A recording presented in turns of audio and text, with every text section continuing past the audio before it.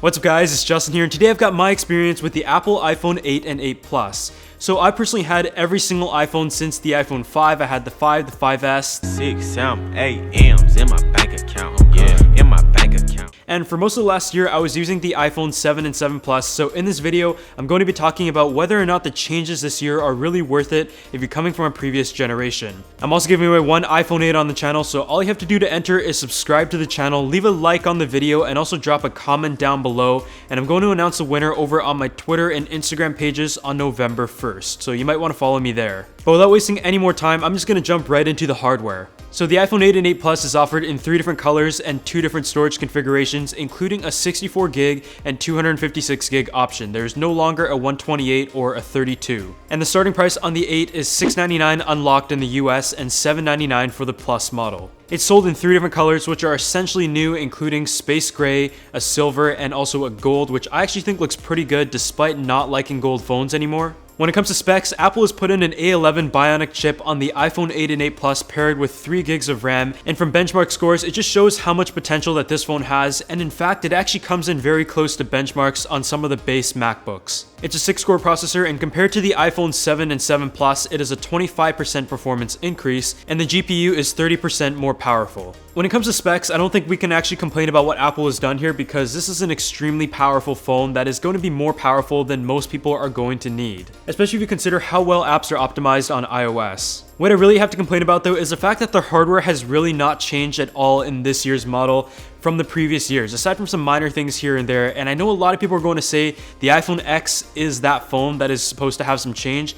I would have at least liked to see a couple key things on the iPhone 8 and 8 Plus just to change it up a little bit from like the previous 3 generations. The Plus model phone is still too large for the size of screen that you have on this, and the bezels could definitely be a lot thinner on the top and bottom while still keeping the home button and everything you need on the top. I think the glass back looks pretty good, but I've got the gray model here and I'm personally not the biggest fan of it. I would have liked to just see a black because this does not look like space gray at all. And I think with glass, black is just so much more elegant. But on the other hand, I think the silver model and the gold model looks really awesome. And the gold one especially has kind of a special look to it that I didn't think I was going to like. Durability is definitely a question, and Apple claims that we're so excited because this glass is the most durable ever in a smartphone.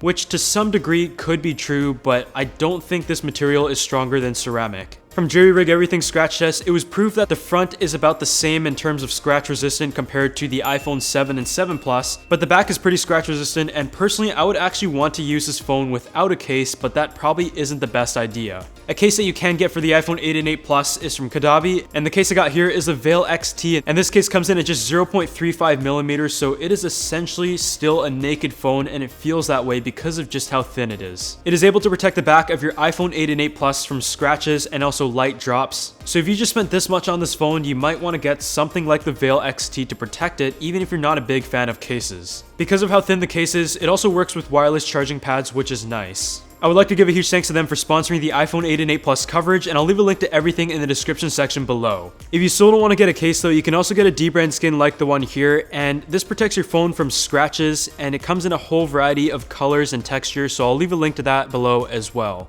The phone is also IP67 water and dust resistant, and it weighs a little bit more than the previous model by about 10 to 12 grams depending on which model you decide to get. The glass back brings wireless charging, which is something that iPhone users have been waiting for such a long time, and gladly Apple did go with a wireless charging technology that is universal called Qi wireless charging, which Android users have had for a while now, and it would have sucked if Apple made us wait this long and released a proprietary charging system for the iPhone 8 and 8 Plus wireless charging. The wireless charger I'm currently using with the iPhone 8 and 8 Plus is from Phone Salesman, and I think it looks pretty awesome, and I'm going to leave a link to it in the description section below. On the bottom you're going to find the lightning port, but one new thing about this is that you do have the ability to fast charge, but it is not available out of the box because the included charger is still the same 5-watt adapter that Apple has been including with their phones forever now. As someone who uses their phone a ton and also uses battery packs throughout the day, this is definitely a welcome feature, but having to pay extra for an adapter to take advantage of possibly one of the few major changes to the iPhone 8 and 8 Plus is kind of lame, and I would have liked to see Apple had included a new charger to at least accommodate this feature. The display resolution on the iPhone 8 and 8 Plus stays the same for the most part, with a full HD resolution on the iPhone 8 Plus and a 1334 by 750 resolution on the iPhone 8.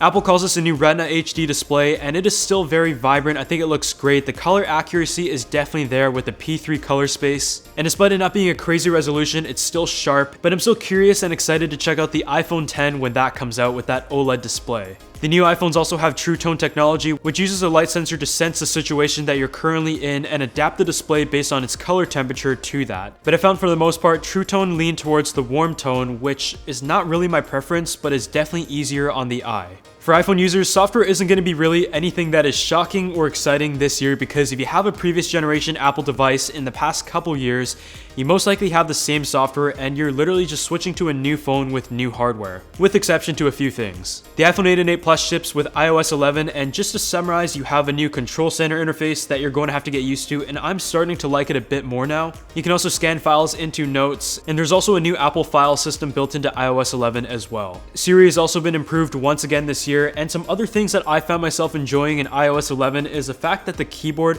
allows you to shift it to one side. So if you have a Plus model iPhone and have small hands, and it just makes typing so much easier, and that's something that I've been waiting for a number of years now. With that being said though, iOS hasn't changed that much, and some of the design modifications in iOS 11 are a bit questionable and I feel like are a waste of space. And even after so many years, we still don't have proper split screen multitasking, which we all know these phones in terms of their hardware is capable of. When it comes to gaming experience on the new iPhones though, it is literally second to none. The A11 Bionic chip is more than capable, and you're definitely gonna have a great time. And the one thing I do like about having larger bezels on a smartphone is when you grip your phone with two hands to play the game, you don't have to worry about covering the screen, which is something that I noticed on the Samsung Galaxy Note 8 and the S8. As for the camera, the iPhone 8 and 8 Plus has seen some changes this year, but the iPhone 7 already had a great camera, so what could they have changed to make this phone worth it? The main cameras on both phones is still 12 megapixels, which is the same as last year, but it does have a new color filter and a new sensor, and the main camera has an aperture of f1.8, and the secondary camera on the iPhone 8 Plus is f2.8. The iPhone 8 Plus still only has optical stabilization on the main lens, so if you want to have stabilization on both lenses, perhaps if you're recording a ton of video,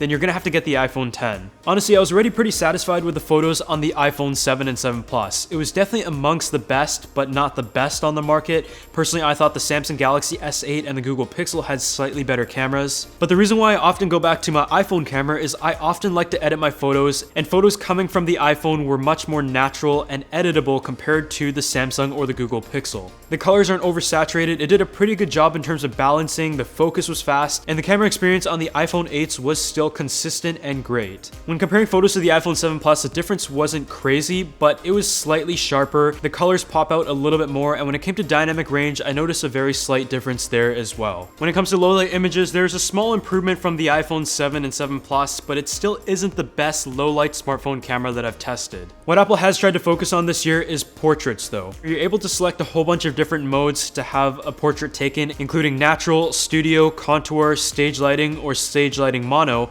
And some of them look pretty cool and they're fun to play with, but it's honestly still something that works well in optimal situations, but not a feature that I use a ton, and that's just me. Either way, despite the photos coming out pretty nicely considering they were taken on a smartphone, it still really isn't a good reason to go ahead and buy a brand new phone. As for video though, I was pretty happy with the number of changes that Apple made this year to the built-in cameras on the iPhone 8 and 8 Plus. For example, you can now record 4K at 60 frames per second, and they've also added a 4K 24 option, so for someone like me who records YouTube videos in 24, having the option to record 24 frames per second into the iPhone is something that I really enjoyed. Additionally, you can also record full HD video at 240 frames per second for up to 15 seconds, which from looking at this sample footage looks really awesome. Generally speaking about the video quality though, I was super happy with the footage once again, and I think the iPhone actually has one of the best video cameras on the market because of the stabilization that is built into the phone, which from comparison with Samsung, Google, and other smartphones that had stabilization in video, the stabilization built into the iPhone definitely looks the most natural. As for the front-facing camera, you have the same 7 megapixel one from last year. I really would have at least liked to see a wider field of view this year, or a small improvement in that, despite the resolution not changing. When it comes to audio, no, Apple did not bring back the headphone jack this year, but the speakers are improved, and I found the ones on the iPhone 7 and 7 Plus pretty good with the stereo format, having one on the front and one on the bottom, but they're now 25% louder, which also brings better bass, and I think they sound pretty good. And I've been poking fun at Samsung to go with the same format with one speaker on the bottom and one on the front, because I think it works pretty well if you're not able to add two speakers to the front. But here's a quick sound test for you.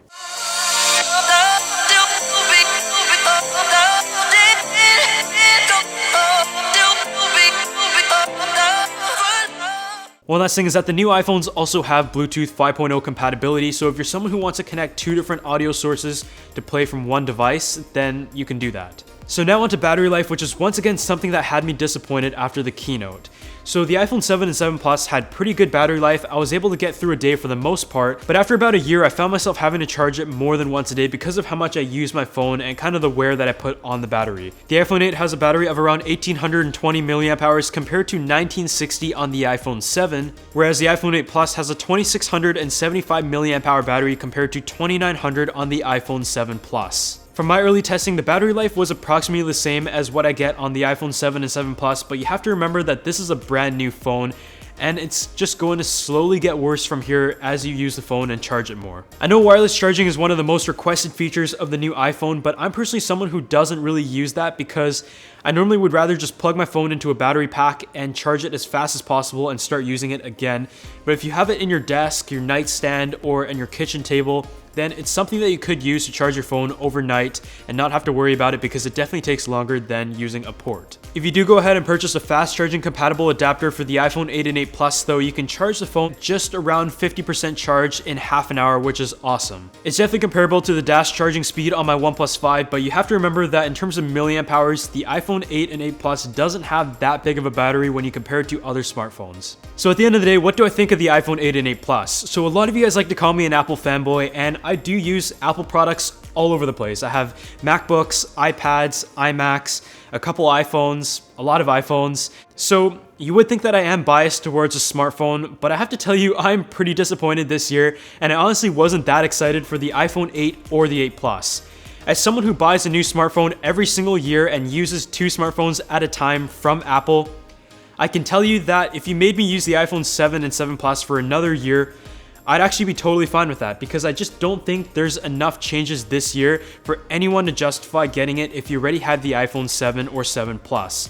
I mean, the wireless charging is cool, the fast charging is cool, the camera is a little bit better, and if you record a ton of video, then I can get why you want to get the iPhone 8 Plus, for example.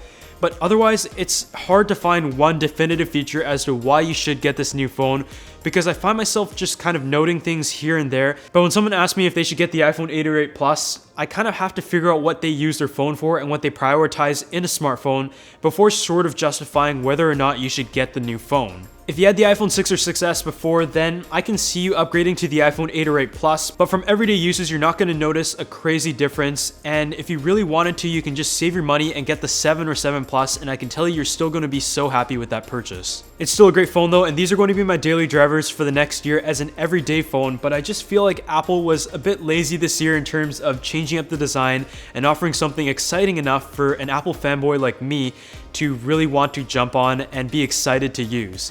Otherwise, hope you guys enjoyed my experience with the iPhone 8 and 8 Plus. Be sure to leave a like on this video, and like I mentioned, to enter the giveaway, just make sure you subscribe to the channel and leave a comment down below and you're automatically entered. Also, let me know if you have any other questions of the iPhone 8 and 8 Plus down in the comment section below and what you think of the phone. But otherwise, I'll see you guys in the next video.